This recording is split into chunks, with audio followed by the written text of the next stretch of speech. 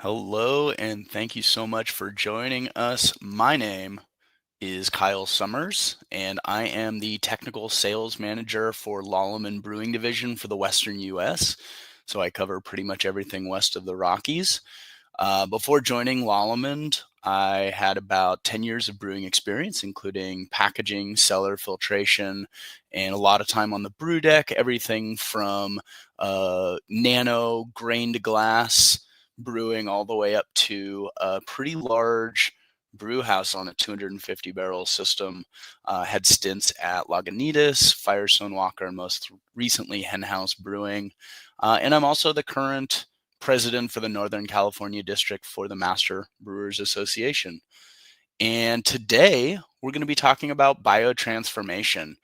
And I think it's really important to understand what we're talking about because this word does get thrown out a lot. And it's going to continue to grow as we gain more information. But this is going to be a pretty basic overview. I'm not going to go too far into organic chemistry, although you might hear some terms thrown out. I'll try to provide definitions as we go. With that, let's jump right into this. So I am going to start with some definitions. We're going to talk about aromatics in beer. Then specifically, we're going to talk about aromatics in hops. We'll talk about the interactions between the two, which is going to be the focus on the presentation today. And then we'll talk about the difference between glycosides and thiols. So biotransformation, again, a little bit of a buzzword. It can mean a lot of different things, and we'll kind of narrow this down in our talk today. But biotransformation is the chemical modification or modifications made by an organism on a chemical compound, right? So biotransformation, pretty straightforward. So when you hear the term matrix, specifically in regards to chemical analysis, it's referring to the components of a sample other than the analyte of interest, which is to say it's the everything else. And so when we're looking at this stuff, we do have to take a holistic approach. And so that's the term that you might hear me use. You might hear other presenters and studies use that term. So aroma precursors, aroma compounds, and aroma, they sound like they're all the same thing, but there's going to be subtle differences. So the precursors are often non-volatile, but we can release them to make it a volatile aroma compound, which is going to be a lot of the focus of what we talk about today. The aroma compounds themselves are an individual molecule responsible for flavor. And then aroma, again, going back to that holistic definition, is the overall result of the combination of many aroma compounds in the matrix. So now that we're all on the same page, let's talk about aromatics in beer. So there are approximately 700 to 1,000 aroma compounds in beer and wine, and there's going to be a pretty healthy overlap in what those compounds are. So the key aroma contributors are in some tens of compounds. It does get a little complicated, and we'll get into this more when we talk about synergistic effects and masking effects and stuff like that. But of those 700 to 1,000, some are going to be doing the heavy lifting. And so the concentration of these compounds are going to range from nano to milligrams. You'll often also hear people talk about parts per trillion, parts per billion, parts per million. Different ways to kind of measure the same thing. And each of these compounds has a different perception threshold. And so normally what we're talking about is an average threshold. And if you've ever had a chance to do an off flavor sensory training, like hands-on, it can be illuminating, and you might figure out that you're very sensitive to a specific compound, or the opposite, where you're very poor at picking out a compound, and you might even be completely blind to something. And that's important to know.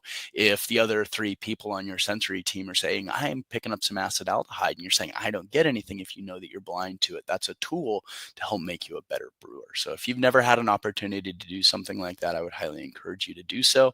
But again, we're going to be talking about averages, and that's going to change person to person. And a lot of these interactions, right, are going to have a synergistic effect, which is to say that a small amount of one compound might make another compound more perceivable, or the opposite might happen. By having a certain compound in there, it might make another one less perceivable. So it's very complicated. But if we're going to talk about biotransformation, first we need to talk about hops. So again, it's a buzzword, especially in modern beer styles that are hop forward. And brewers are continually looking to push flavor and aroma boundaries. And so, we're learning more every day. And in the time that I've been in the industry, realistically getting in kind of the late 2000s, even if we had some idea that there was an interaction happening between, the hops when we're adding in the whirlpool, we're adding in the dry hop, and mostly we're going to be focused on late addition hops for this conversation because we're talking about aromatics, and we'll get into more of why that is later. But a lot of it is just getting more scientific research done on this and understanding what those physical reactions are, and so that we know, kind of what buttons we can push and which levers we can pull in order to benefit the end product. And so the wine industry really has been studying a lot of this stuff for a long time. And I love that brewing is maturing enough that we're kind of joining them in these more scientific pursuits. So when we're talking about hops, let's talk about hop composition. There's this chart here, which is showing an approximate percentage breakdown of everything that's going to be in your hops. The soft resins, that's going to be the alpha and beta acids, right? And that's the bitterness where that's coming from. So the resins, right? Hard versus soft. The soft resin fraction contains the alpha acids, and that's the primary bittering compound. And again, we're not going to focus on that too much. But that is something that we're trying to get out. And the polyphenols are going to be important, and that's going to help us build a nice stable haze if that's something that we desire in our finished product.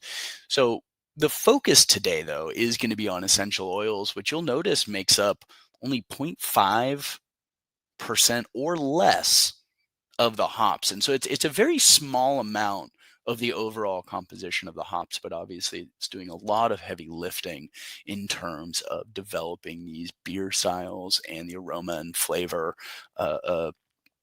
of the beers that we're making that focus again on whirlpool and dry hop and late additions.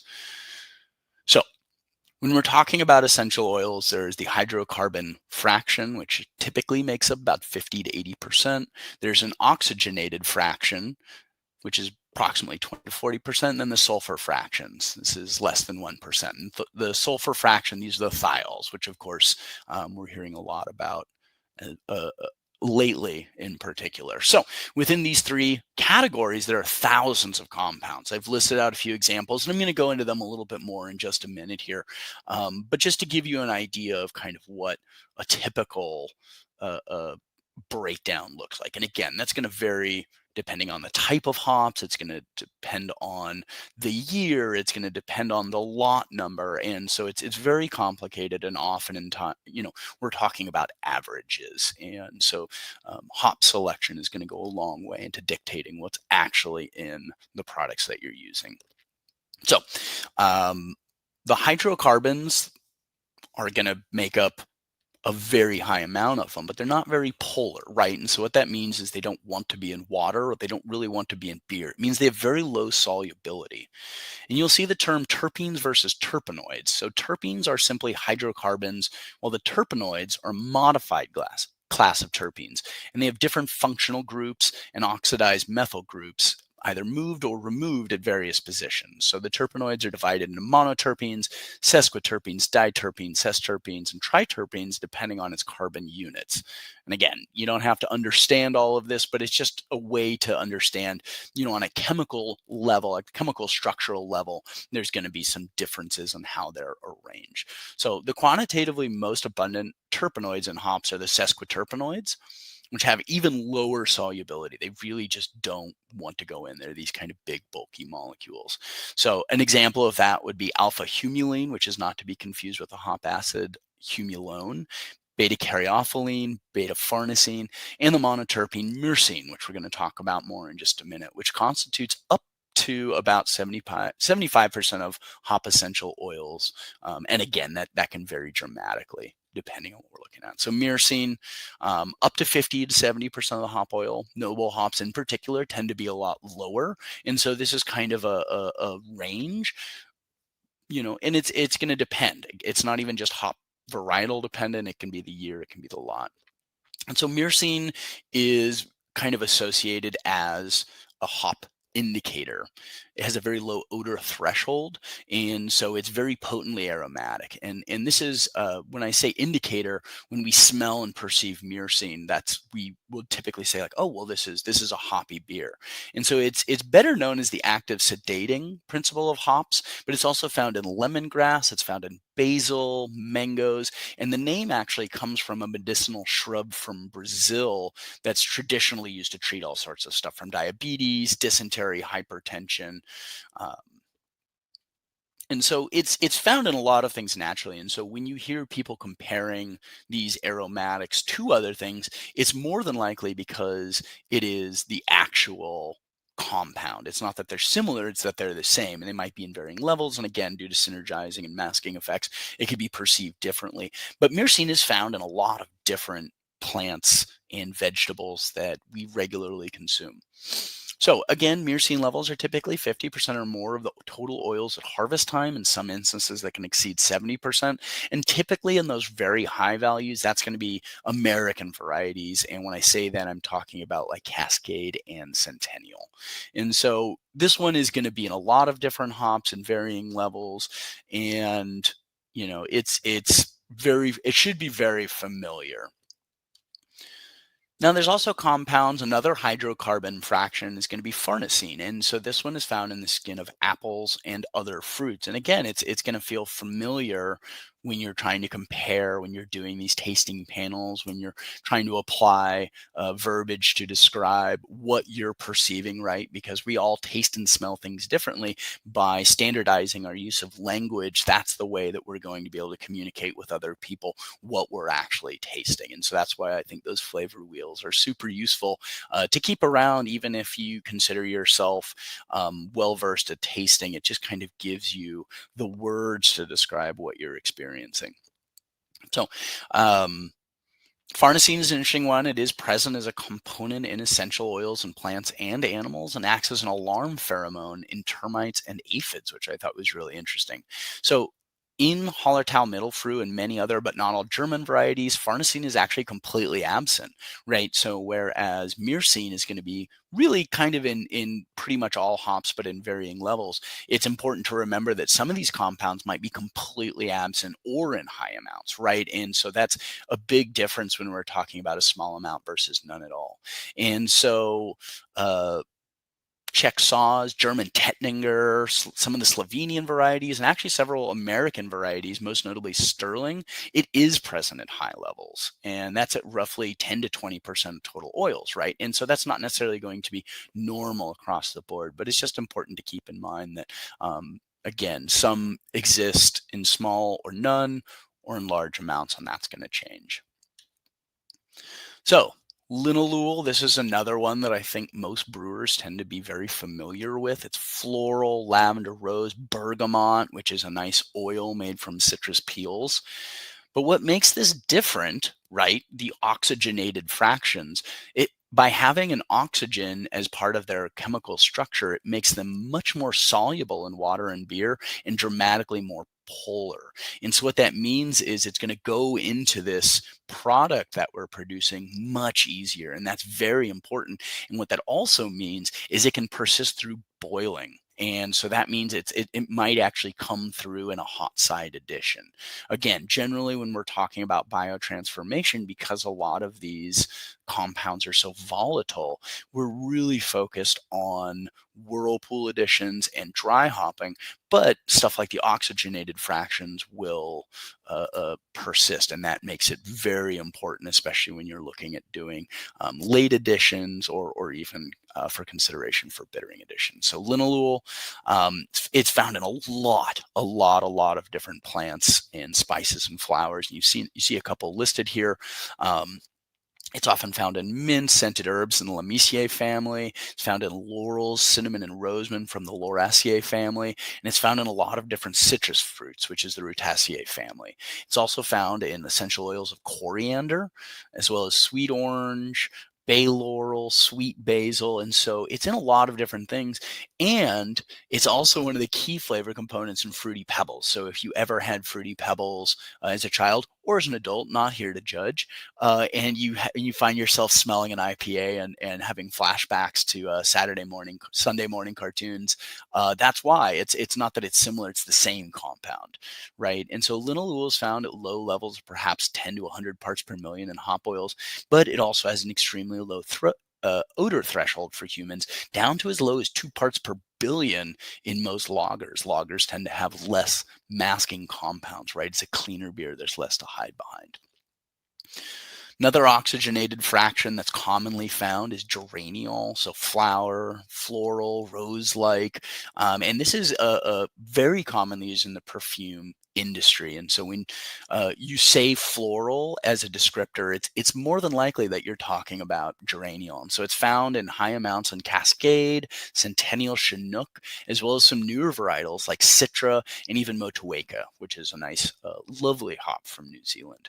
So what's interesting is geraniol is found in lavender, lemons, limes, nutmegs, oranges, blueberries, even blackberries, but it's also found in coriander. And so coriander, you'll find has some very interesting kind of precursor compounds, which is why I think it goes so well in wit beers, which have those kind of lovely fruity floral compounds that I think have a lot in common with hops. And so I think that's a very fun ingredient to play with in beer.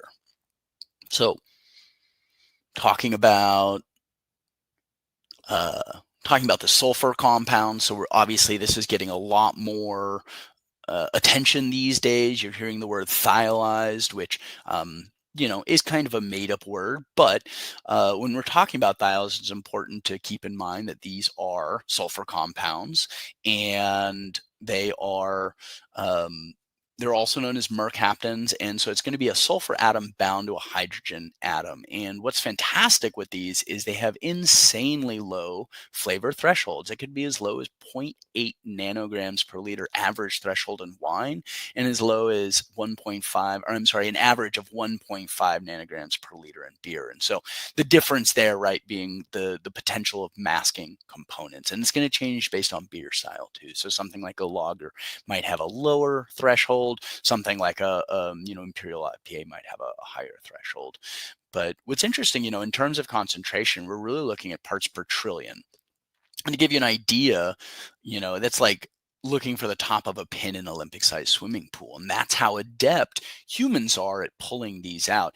And from an evolutionary standpoint, we can look at this as an idea of this is telling us this fruit is ripe. Eat this, you'll survive another day, right? And so our brains, our olfactory systems are very adept at pulling these out. I mean, we're better at pulling out some of these compounds than even a gas chromatograph. And so that's why it's so important to, again, train yourself. If you can do off flavor trainings, if you can do spike tinctures, there's a lot of really cool options out there. And, Siebel has these little kits, and learning about what those difference in concentrations taste like can be very helpful as well, right? Especially when we're talking about thiols, because that cat pee in higher concentrations, maybe not as enjoyable, but in lower amounts, especially typically later in the fermentations, this black currant, the boxwood, is very desirable, especially in kind of modern and especially hazy beers right now. And there's been some really interesting research on stuff like that. JC at Alvarado Street has done some fantastic presentations along with Nick at Berkeley Yeast, looking at, quantitative versus qualitative on thiols. And I would highly encourage you to follow through and look that up if you're interested in learning more about thiols and beer. So now the meat of this, let's talk about yeast and hop interactions in beers, right? And so these are very volatile compounds, and so we need to be mindful of how and when we're releasing them, and what we can do to make sure that they end up in the finished product, because the better your cellar smells, right, the less you're going to be able to smell it in the finished product. And obviously we want our customers to be the one experiencing this, or the judges, right? And so the things that we need to take into consideration, our CO2 production, which is to say stripping as the CO2 comes out of solution, especially during fermentation. It's going to bring a lot of those nice smelling compounds out of the beer. And I think most people know about that one. CO2 stripping, I feel like in general, is one of the better known methods of kind of losing some of this. Another one to keep in mind is adsorption. So the difference between absorption and adsorption is the difference between a sponge and Velcro. Adsorption is the Velcro. And what's happening is that these yeast cell walls are actually better at grabbing onto some of these compounds than the beer itself, right? Remember, we were talking about the low polarity, the low solubility of some of these things. Well, if the yeast cell walls are grabbing onto them and then you're dumping out that yeast either to the drain or or harvesting, that means it's not going to continue to be in the beer.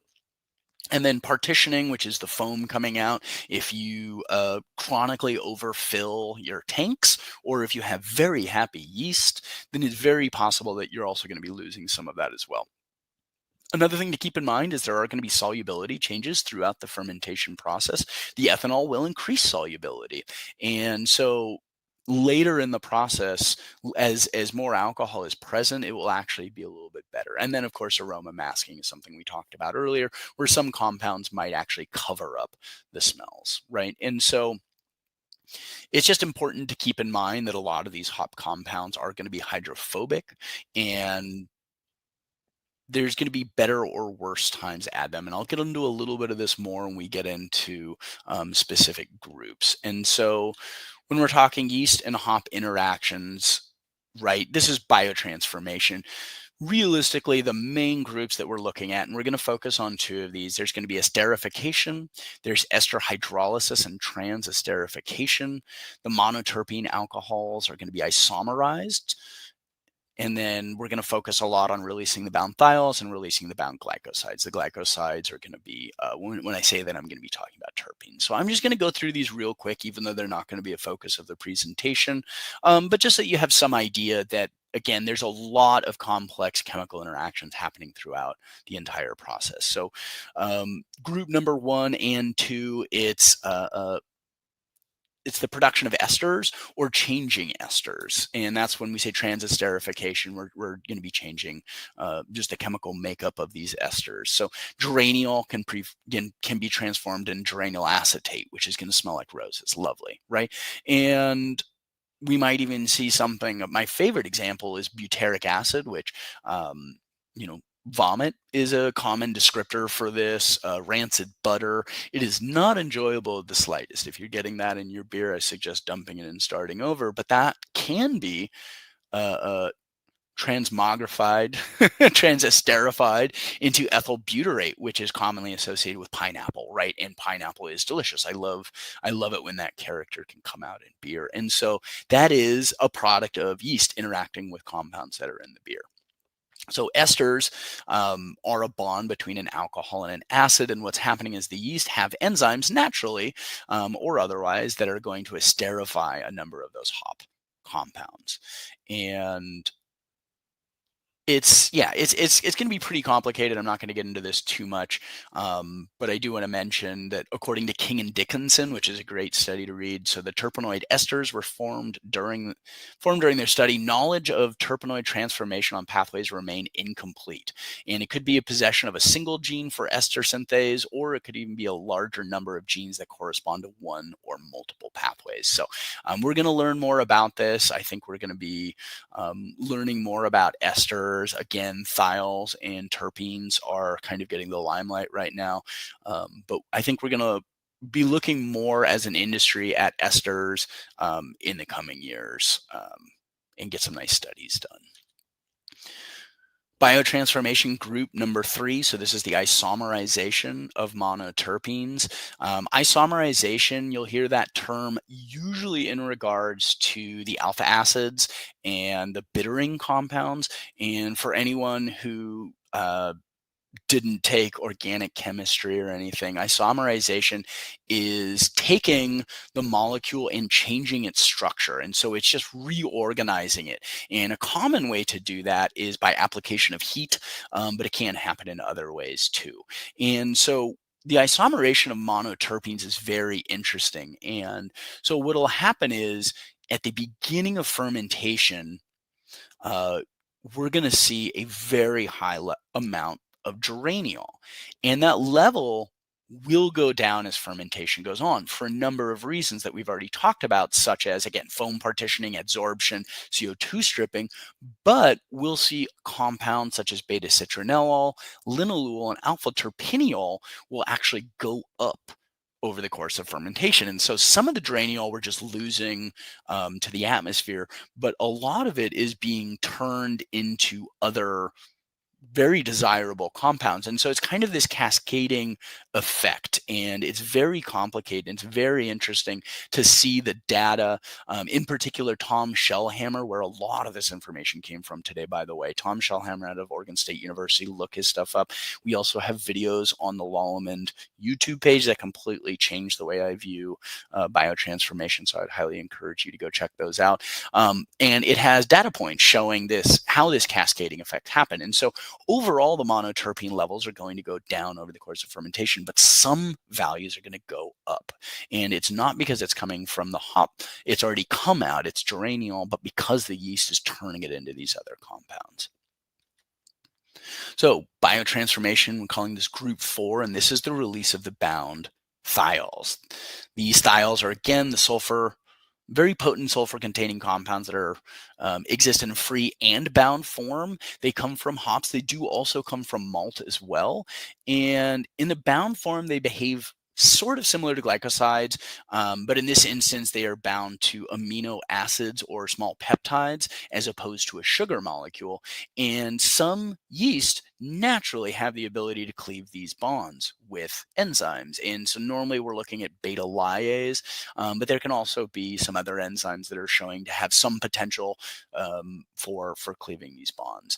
And so once that bond is cleaved, that's when we're starting to get these aromatics of tropical fruit, papaya, guava. So obviously these are highly desirable, right? But most of them are going to be in a bound form. And so I'll show some measured levels of naturally occurring enzymes later on. When you hear the term thiolized, typically this is to mean that these enzymes have been artificially enhanced, right? Usually through GMO practices. But it's also important to keep in mind that some, but not all, yeast will naturally have this ability, right? And so through proper selection of yeast, you may be able to get out a lot of those compounds. And so, roughly this is uh, a very simplified version of what's happening. And so the beta lyase is cleaving these bonds to make them aromatic. When they're in a bound form, you're not going to be able to perceive them. I like to think of this as a puzzle piece. Our olfactory system has receptors, and typically we're looking at some cysteine that is attached to these thiols, and we need to get that off so that that puzzle piece is going to fit into the receptor in our nose. And you can have incredibly high levels of these sulfur compounds, but unless it's in a free form, you'll never know. And so that is why yeast selection is going to be particularly important if you're trying to get these out. So glycosides. When I say glycosides, the term that I think that you're probably going to hear more often would be a terpene. So glycosides of themselves are odorless and flavorless. And in hops, and again, they're found in nature, they're bound to a sugar molecule, which can play into hop creep when we're releasing that sugar molecule, especially later in the brewing process. And they're non-volatile. And so linalool can be liberated, for example, by thermal or enzymatic cleavage. You just need to make sure that you're doing it at a point in your fermentation or brew that you're able to keep that in the finished product. And they're used in plants for storage and as a transport mechanism in plants, which might explain why they are soluble, and that the plant's going to want to be able to use this stuff too. For us, we're talking about releasing these bound glycosides. And so these aromatic molecules are bound to the sugars. We need something to break it up. So the glycoside, right, is any molecule which is a sugar group bonded through its anomeric carbon to another group via a glycosidic bond. And so In a glycosylically bound state, the compound has no aroma. Some yeast can cleave this bond and release the aroma. An example include glycosylically bound geraniol and linalool, among others. And a significant portion of these compounds may be glycosylically bond. And again, this is going to depend on varietal, when it was harvested, what lot it came from, and the extent of the release is going to be dependent on yeast type and also the timing of the addition of your dry hop. So hops contain glycosides, and it's up to us to take advantage of these mechanisms naturally occurring within yeast to get them out. And so there's a lot of considerations to happen there. We want some yeast activity, but if it's too active, right, we're going to see additional stripping. If you're doing the early dry hop while there's still a lot of yeast in solution, you might be getting more enzyme contact with these hop compounds, but you're also going to be losing it. And so you have to kind of find this balance of when it's appropriate to make these additions while you still have activity, but you're not just losing all of it out into the atmosphere of your cellar. So again, I like to think of this as puzzle pieces fitting into the receptors in our nose. And so the enzyme responsible for the breakage is beta-glucosidase. So this is an enzyme naturally found in brewer's yeast, especially during fermentation when these cells are going to be highly active. However, some strains are going to be more effective, more expressive than others. So the beta-glucosidase is going to catalyze the hydrolysis of this glycosidic bond from a non-aromatic glycoside compound, releasing a fermentable sugar in the form of a glucose molecule, and then an aromatic hop oil and about a molecule, and also a molecule of water. And so we need those scissors to go in and break those up into their corresponding molecules so that we can perceive them. So complexities of yeast. Now, before I show you this next slide, I want to say that I first saw this slide when I was at Siebel Institute in Chicago, class of 2010. Hello, everybody. If we were classmates, I hope you're doing well. And there was this moment of panic, like, oh my gosh, am I going to have to memorize this? Because that is what the metabolic pathways of yeast look like. Now, obviously, it's a little fuzzy. You could zoom in. There's a ton of information here, right? And this is why it's so wildly complex. There's a lot of different pathways. There's multiple pathways that could be doing potentially the same thing, or again, working together or apart. And then when you start talking about modifying, it gets even more complicated because you can't really just change one aspect of it. So here's the good news. You can relax. The yeast will do all of this whether you memorize this slide or not. It's going to continue to do this. Your job is to create an environment as a brewer that provides the results you want, right? As the saying goes, brewers don't make beer, we make wort. And we're trying to create an ideal environment to get out of it what we want. So it is incredibly complex. You might have heard some terms even in this presentation that you didn't necessarily understand, but that's okay. You don't have to have these chemical structures memorized, and you certainly don't need to memorize all the pathways of the yeast. That being said, if you want to do it, more power to you. That being said, it's incredibly important to choose the right yeast. And so I talked about this a little bit before, and I am going to use some examples from our portfolio for this. Of course, you are not limited to this, and we are not the only company making yeast that have these abilities, but I love being able to show a chart that gives you a relative idea of the enzyme activity of our different strains. And so some of these I think are not particularly surprising at all. And some of them, the first time I saw it, caught me a little off guard. So for those of you who don't know, the Lal Brew BRY97 is our West Coast ale strain. So the BRY96 is the progenitor strain of what is now commonly referred to as the Chico strain or California strain or West Coast strain. And BRY97 is just kind of the slightly more modernized, and really it was selected out for more consistent fermentation performance, just better kinetics. But what you'll see on this chart here is it has very high levels of both beta-glucosidase and beta-lyase, which this yeast has been ubiquitous within IPA brewing for decades, even if we're only just starting to understand what these mechanisms are. Brewers figured out a long time ago that using this yeast in particular will bring out more hop character in their beer, and it's also nice. And you'll see in the lower left that flavor wheel that is what we actually have for BRY97. And so you'll see it's actually considered very high in the neutral category. It's got that nice, clean, crisp finish, which in particular I'm quite fond of. I do prefer the West Coast yeast, but I might be biased living in California my whole life. But what's interesting about it, right, is it has very high values of both beta glucosidase and beta lyase. And so all this time, unbeknownst to us, it's been doing a great job of breaking these little bonds in these hops that we're using, and it's bringing it out, right? It's making that puzzle piece fit in the receptor. And so now that we understand those mechanisms and we can measure in our yeast, we can say, yes, our BRY97 is, going to be really good at bringing those out. But some of the other ones too, one of the ones that surprised me, right? I was talking about coriander earlier.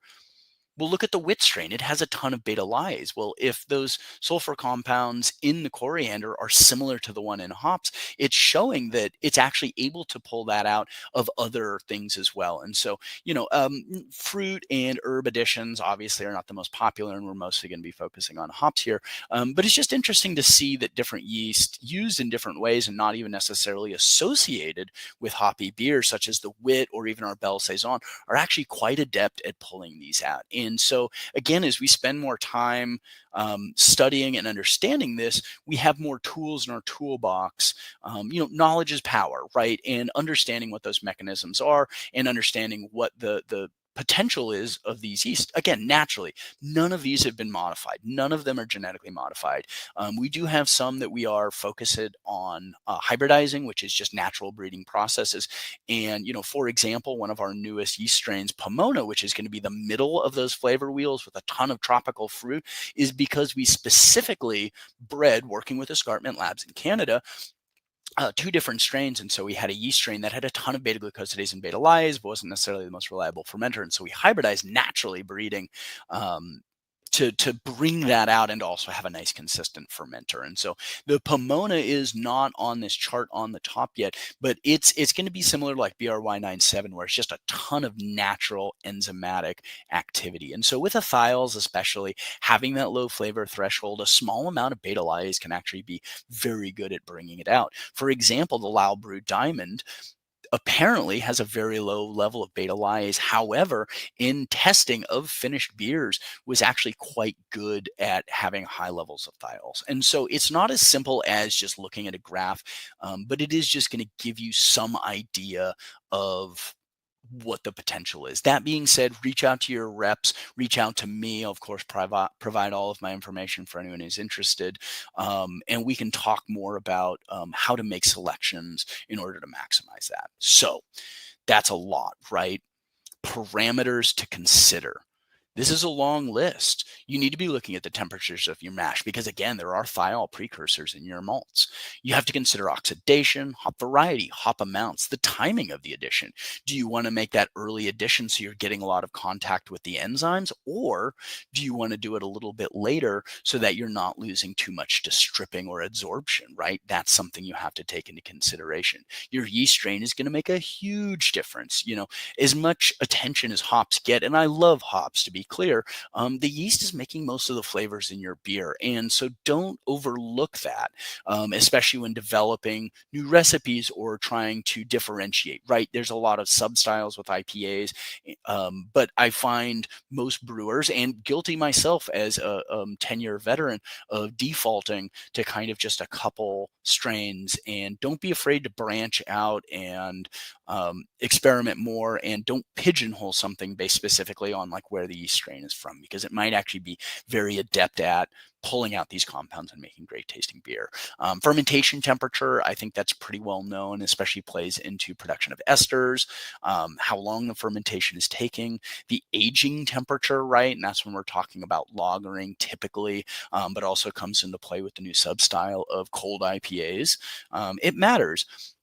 Another new one that's going to be getting a lot more attention is exogenous enzyme addition. So what that means is actually adding an enzyme. So for example, Lallemand Brewing a couple years ago, we came out with aromazyme, and aromazyme is just a beta glucosidase enzyme that you could add to your beer. Well, what a fantastic tool to have in your tool belt. So you're saying you want that high enzymatic activity to break out all these bound compounds, but you don't want to put your hops in so early so that you're losing all of it. Well, now what you can do is you can actually wait a little bit further in your fermentation and add this enzyme in order to make up for the decrease in yeast activity, but you're still getting these bonds broken in order to pull out these aromatic compounds. And so, again, as more studies are done and we're understanding this and more products come out, and this is stuff we're always working on, is more tools in your toolkit.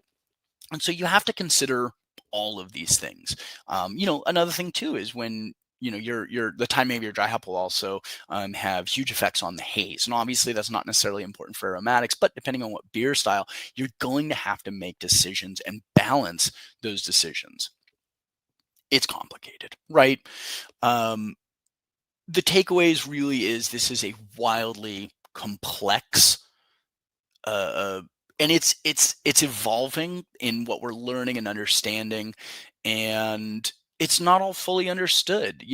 Multiple reactions are occurring at once. There's different pathways involved.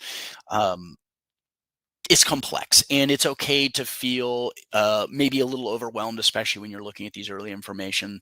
Um, but just keep reading, keep paying attention. I have a bunch of great resources. I mentioned the Tom Shellhammer video, but just in general, he's a great resource for all of this stuff. Another one is Laurent Degon. He works for Nicios, which is a company in France, and they're actually wine focused. But because winemakers have been looking at thiols for really longer than most brewers have, they have way more information available. And so Lallemand has worked with these companies and these people in order to leverage their knowledge and understanding to make it useful for brewers. And really that's the big thing, is using this knowledge and finding ways to make it practical. So the the research is ongoing as our industry has matured and money is available for research. This is great. It's great for all of us. And we just need to take advantage of it by continuing to learn. And that's why being involved with stuff like CBP or even the MBA is so important. And I'm a huge fan of continuing education and not just kind of getting stuck in old ways of thinking, but also being open to new information. Um, so yeast strain is still the biggest. Obviously, I might be a little biased working for a yeast company, but again, it's making most of the compounds in beer. So don't pigeonhole yourself with one yeast strain. Try something new. Reach out to your yeast rep, see what they have to say. There's a lot of good stuff out there, and there's just a lot of room for creativity and experimentation. Every time I think to myself, oh, like this has got to be it. We've done everything. Someone finds some new yeast strain or some cool new mechanism, or it's a new enzyme. I really think enzymes are going to get a lot of focus in the next few years. But it's exciting, and it's still exciting for me. And we're entering a different phase of craft brewing, and yeah, just continue to pay attention and toy around with your not just hop variety, but like when are you adding it and stuff like that. So please reach out to me. That was a lot of information. You can email me anytime. I love to talk about this stuff. I will um, respond in earnest. But that being said, we also have sales rep all around the globe. I handle the Western US, but I'm happy to not only talk to you, but put you in touch with someone else on our team. We have some people that are infinitely smarter than me, and they've done some really cool stuff. And I do have some reference slides, which if these slides are made available, you can look at later. But the King, Andrew Dixon, Richards, that was a fantastic paper. Highly recommend reading. The Takoi Kiyoshi, that was done with Sapporo in Japan. Highly recommend that. MBA has some great podcasts available as well. Tom Shawhammer's done some really good stuff. And so there's Needless to say, there's just a ton of information here, and I'm more than happy to share all of this with you. So thank you for sitting down with me today to listen to this. I had a lot of fun, and I hope you learned something today. I hope to see you all and talk to you all soon.